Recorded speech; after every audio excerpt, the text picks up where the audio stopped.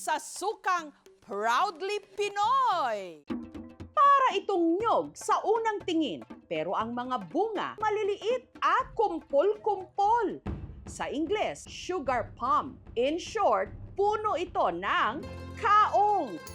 Opo, ang makunat at napakatamis na sahog na kaong sa halo-halo galing sa punong ito.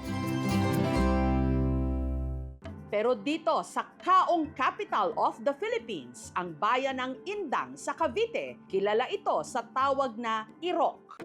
At hindi lang daw ang minamatamis na kaong ang nakukuha rito, pati na ang napakaasim na sukang irok. Ang magsusukang si Almendras, mag-iisang dekada na itong hanap buhay. Bago mamatay ang aking biyanan, siya kasi ang kauna-unahan dito nagturo sa aking magsukat. Umaga pa lang, sinusuyod na niya ang gubat para maghanap ng irok. Akit ako para putulin yung aking piniprepare na bulaklak. Ang ginagawang suka ang nakokolektang katas mula sa sanga ng puno.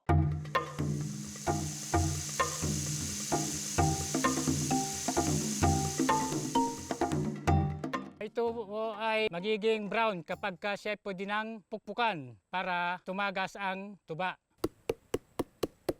Para mas mabilis na lumabas ang katas, pinupukpok niya ang parteng ito ng puno.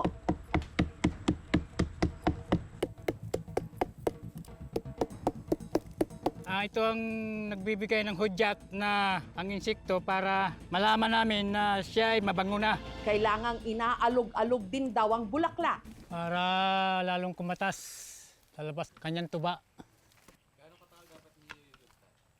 Mga 10. At saka niya pinutol ang sanga.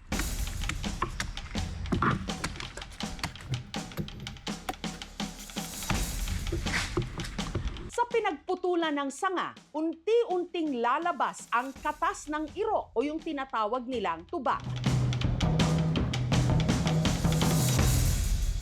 Kukunin ko na yung tuba para maisalin ko sa aking lalagyan. At makikita natin ang kulay nito ay medyo puti pa. Matamis ang kanito.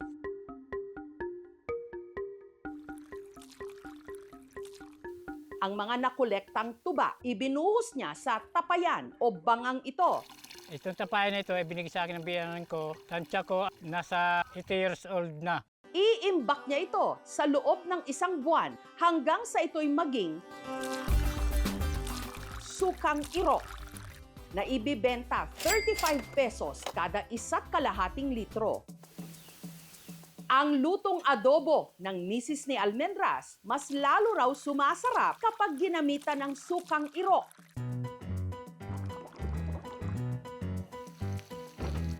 Hindi po siya yung sobrang asim na type ng suka. Yung asim niya, hindi nangangagat sa dila.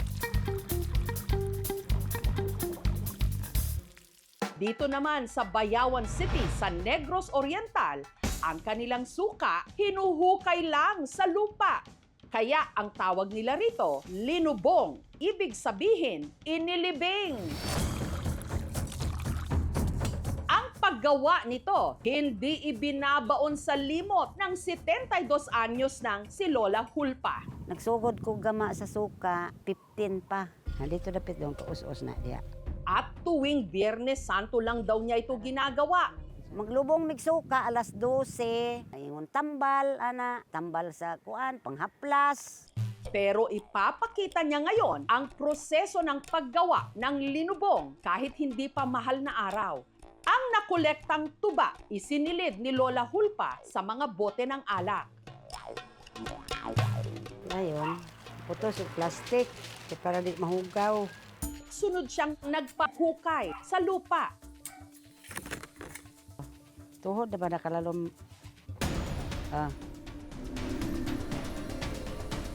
At saka tinabunan ng lupa. Mauna nang pagkuan na mo, lubong. Diri na mo gilubong ang 50 ka botilya nga suka sa Birnis Santo, ukayon unya sa usa ka tuig. Kanang suka nga nilubong ma'am, daghan magamitan, dili ra kay gamitan namo sa among itambal-tambal sa mga bata o magsakit ang ulo. Di magamit namo pod sa amo pong pagkaon. Si Donna, abanger sa tuwing may hinuhukay na linubong si Lola Hulpa. Medyo nakakaiba siya sa coconut vinegar kasi iba yung level ng pagkaasim niya. Ang nabibili niyang linubong, ginagawa niyang sinamak o yung spiced vinegar ng mga tiga-Visayas. So ito na po yung blended na spices.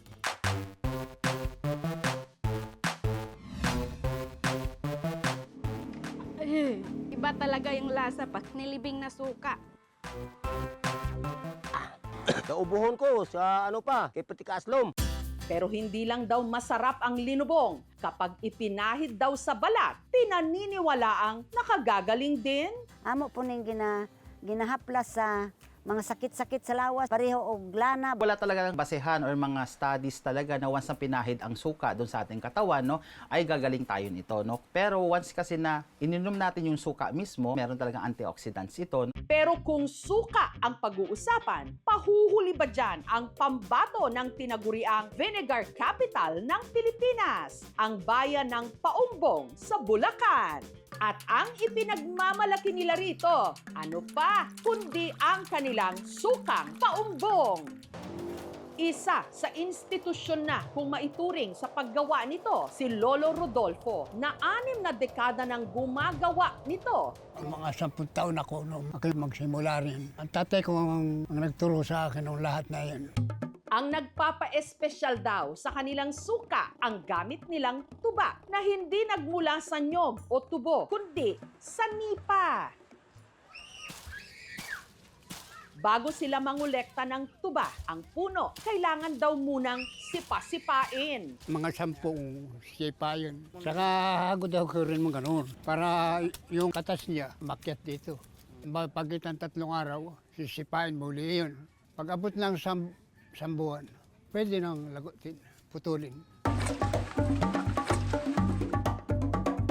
At sasahurin ang katas.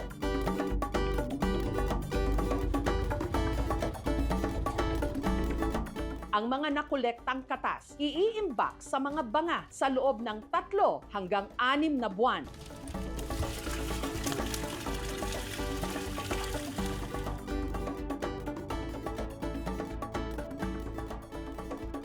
Nanunuot po kasi ang asim ng sukang paumbong. Wala pong halong chemical, lasang organic. Pero ang pinangangambahan niya, parang nawawala na raw ang asim ng industriya ng pagsusuka sa kanilang lugar. Pakaunti na kasi ng pakaunti ang mga puno ng nipa sa Paumbong. Dati umaabot pagka yung 5,000 sa buwan. Ngayon hindi na maabot siya, 1 buwan, 1,000, 2,000. Marami pang nagtutuba nung araw. Ngayon po nasa mga 40% na lang po sila. There are a variety of factors po na nag-cause nito. Yung mga widening ng mga waterways, yun nakakontribute din po yun kasi marami pong mga sasa or nipa na natatanggal. Mahalaga sa akin yun.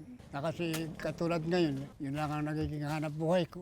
Hanggang kaya ko pa, sisikapin ko pa ang manuba. Tayong mga Pinoy, kung minsan napapangiwi na lang o nasusuka sa ating mga pinagdaraanan, ang ating mga magsusuka at tayong lahat dapat hindi susuko!